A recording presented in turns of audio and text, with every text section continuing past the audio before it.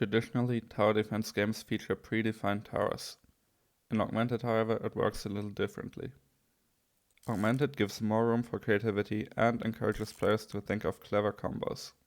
Everything your towers do is defined by the augmentations that you install in your structure bases. If you want to build a very basic tower that shoots at enemies, you're going to need two augmentations. A targeting augmentation that detects enemies and one that fires at targets. My goal is to create unique and interesting augmentations to allow you to find your own solutions to the various problems presented by each level. In this video, I'd like to explain my augmentation system and give you an insight into the decisions I made designing it. Augmentations and structure bases come in 4 tiers: Basic, Advanced, Elite, and Ultimate. A structure bases tier dictates how many augmentations it can hold. Basic can hold 3 augmentations, Advanced 4, Elite 5 and Ultimate 6.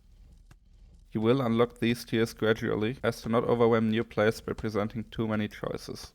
An augmentations tier determines the minimum structure base tier required, i.e. an Elite augmentation requires at least an Elite structure base. Let's look at an example. I place an advanced structure base and install a radar and a zap. The structure should be able to deal a solid amount of damage at a pretty long range. Since our structure base is only at half its capacity, it would only make sense to install more augmentations. Our zap hits multiple enemies, which means we could get a lot of value from an explosive finale. On its own, this would already enable some pretty interesting stuff, but I'd like to show you a second kind of augmentation: support augmentations. Support augmentations provide buffs or special abilities to other structures. Let's check out an example. I'll again place an advanced structure base and install a radar. This time, however, I'll install a spotter, which provides its targets to adjacent structures. Then, I'll place a basic structure base next to this structure. Notice how I can instantly install a slingshot without needing to install a target provider. This is because the advanced structure spotter shares its radar. Support augmentations will be very important later on in the game. They allow you to reduce costs, create more complex combos, and save augmentation slots. Although our defense is pretty solid already, it still presents a few weaknesses.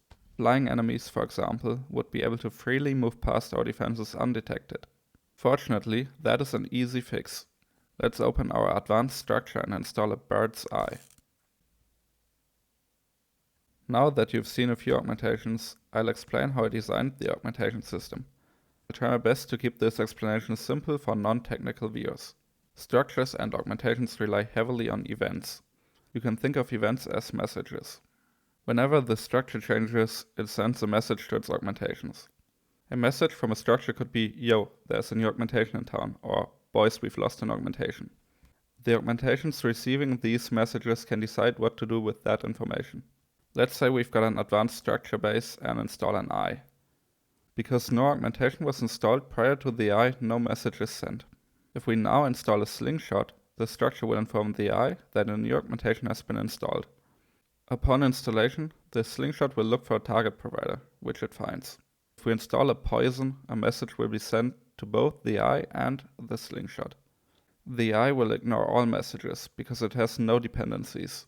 The slingshot, however, will check if the newly installed augmentation is a better target provider than its current one. To make the poison augmentation work, it will look for a damager. The poison will ask the slingshot to send a message every time it deals damage to an enemy. When the poison receives that message, it will apply its damage over time status effect. If we go back to our previous example, we can check out an augmentation that makes use of the "I killed an enemy" message. Every time an enemy takes damage, it checks if the damage was fatal. If it was, the damage source is notified. Most augmentations rely on messages to apply their effects. Let me know if you want an episode dedicated to more technical aspects of the various systems of Augmented. If you want to join the Augmented Discord or find my socials, go to augmented-td.com.